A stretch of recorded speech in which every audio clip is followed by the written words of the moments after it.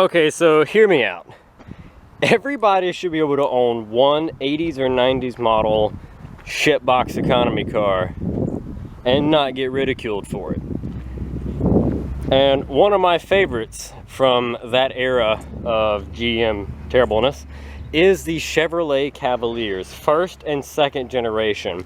Now, we draw the line in the early 90s with it when they started making all the bumpers black regardless of body color. And if you know what I'm talking about, then you've now got that mental image of that god-awful generation of Cavalier that had those big, ugly, black bumpers.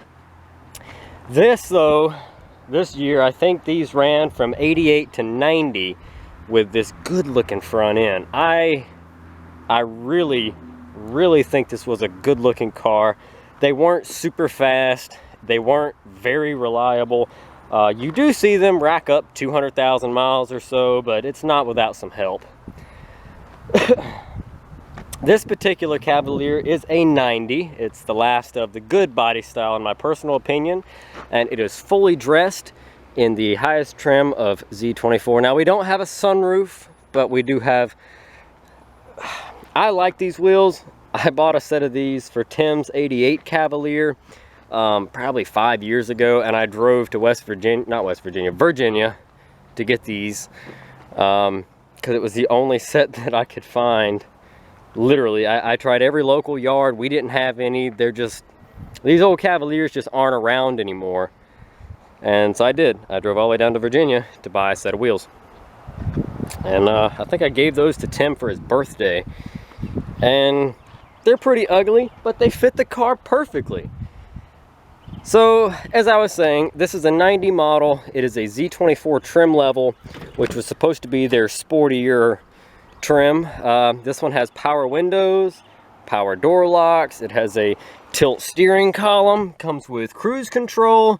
You've got your cool push button lights over here, dimmer.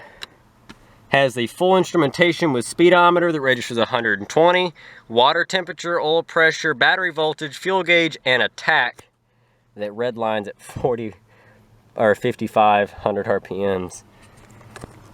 Let's see if I can get in there to show you that. And get the glare out. That's good if we're gonna do.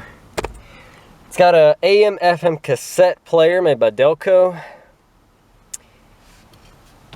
AC, cigarette lighter, which if you're not paying attention looks like a knob to adjust something, but it's not. Keys. This battery's dead. You see the warning lights come on, but the battery's dead, so it won't crank. This car has wiring issues. The harness underneath the hood was burned. Parking brake. This is where your power window controls go. They're in there. They have just fallen down into the abyss. Got an ashtray.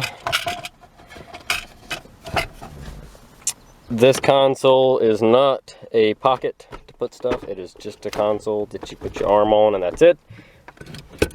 Parking brake. Glove box with the original owner. Look at that. Oh man, I'm telling you, these were some sharp looking little cars. Cavalier sort of lost their way as they got into the late 90s, early 2000s as far as, I don't know, I don't like those as very much. Still good cars, I guess, if you like those, but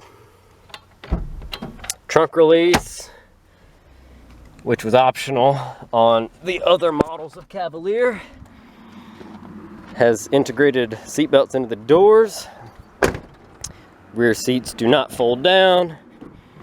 Vintage looking gas can, that's pretty cool, with something splashing around in it.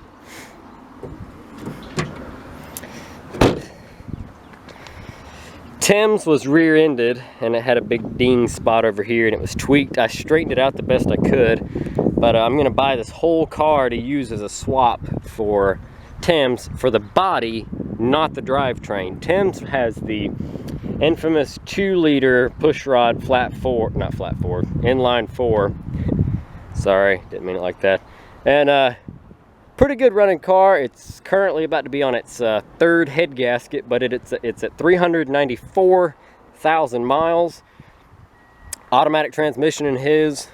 Like I said, this has the big 3.1, which was a improvement over the 4-cylinder, but not by much. Water's leaking in the floor. Seats are in really, really good shape. We got floor mats. I do not think these are factory. Could be, but I don't think so. Oh, I lied. This generation does have the folding rear seats. That's cool. Like I said, I guess that was a trim option because our 88 does not. It is a VL trim though compared to this Z24. Options, man, options. I'm hearing buzzing, so there must be bees in that door. Let's get over here and check out under the hood. This is your 3.1 liter multi-port fuel injected V6, which makes for horsepower and torque. Hood is actually semi-functional with those little, it's like a ram air kind of, I don't know, but they tried to make it do something, even though the bottom is blown out of this one so you can see the ground through it. It's not forcing much air anymore, but they tried. I also need this whole header assembly panel for Tim's. He got into an accident, he hit a deer in it, and that was about the last time he really drove it, because shortly after he hit the deer, the head gasket blew again. But this has really good bumpers, really good fenders. The hood is savable. All the body, it's not a body kit, but it is. It's just the trim along the doors and stuff. All of that, and the bumpers are different on the Z24s. So all of that is going to go on Tim's, and it's going to sort of clone it to look like a Z24, even though it's not. But that was the plan for years, is to make a clone. We just could never find a good enough parts car. We'd find one that, I don't know, this side looked all right and the front was smashed in, or we'd find one that had everything on the front we needed, but the fiberglass was busted and then it had been rear-ended, or it'd have a dented quarter panel and a missing piece of trim. And I really wanted a complete car front to back to just swap, and this one's perfect. This one has a bad wiring harness. It burned up on part of the engine, so the engine itself is still good, the transmission's fine, but the harness is bad. But I don't need any of that. We just need the body. So what do you think about the Cavaliers, folks? First, second generation? Like I said, I don't know what it is, but I just always thought these were some good looking cars. GM had a lot of ugly ones, but to some people I'm sure they do look ugly. But dressed out in the Z24 trim with the right color on it, the red and black trim looks amazing, and I like the blue and the gray trim. This white one looks pretty sharp as well, but when you get a darker color on the body, it really stands out. But anyways, folks, thank you so much for watching. Drop a comment down below and let me know what you think. Like I said, we're gonna take this one home to strip it down to use for parts for our 89. Hopefully get it standing tall again. But I'm closing up here today, so rolling on to 5 o'clock. I'm about to jump in the truck, go home, call it a day. We thank you all for watching. And like I said, drop a comment down below. Let us know what you think. We'll see you in the next one.